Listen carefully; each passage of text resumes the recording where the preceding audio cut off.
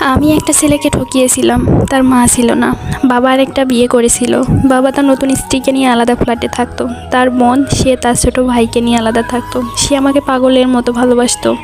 তার জন্য একটা চাকরিও হয়েছিল, কিন্তু সে আমার জন্য ছেড়ে দেয়। তারপর বাসায় এসে ব্যবসা শুরু করে। এর মাঝেই তার চাচাতো ভাই আমাকে লাইক করতো। উনি দেখতেও অনেক সুন্দর ছিল, আর তাদের ফ্যামিলিও অনেক ভালো ছিল। এরপর পারিবারিকভাবেই আমাদের বিয়ে ঠিক হয় এবং বিয়ে হয়েও যায়। যেই ছেলেটার সাথে আমার রিলেশন ছিল, সেই ছেলেটা বিয়ের আগে পাগলের মতো কান্না করতে করতে আমার পা ধরে বলেছিল আমি যেন অন্য কোথাও বিয়ে না করি।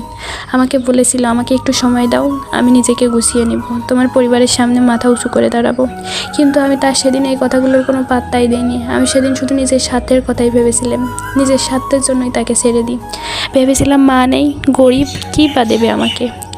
এখনও নিজেকে প্রতিষ্ঠিত করতে পারিনি, এসব ভেবেই তাকে ছেড়ে দিই। হয়তো তার দেয়া দীর্ঘশ্বাসগুলো আমার উপর পড়েছে। আমি জানি আমি তার সাথে খুব অন্যায় করেছি। বিয়ের শুরুতে কিছুদিন ভালোই ছিলাম। এরপর শুরু হয় আমার উপর শারীরিক ও মানসিকভাবে অত্যাচার।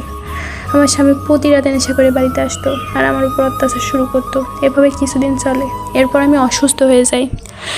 বাচ্চা হচ্ছিল না, ডক্টর দেখাই, রিপোর্টে আসে আমি কখনো মা হতে পারবো না। এটা শোনার পর আমার স্বামীর আমার উপর অত্যাচারের পরিমাণ আরও বাড়িয়ে দেয়। এখন আমি বাবার বাড়ি আসি, এখন আমাকে ছেড়ে দিতে চাই।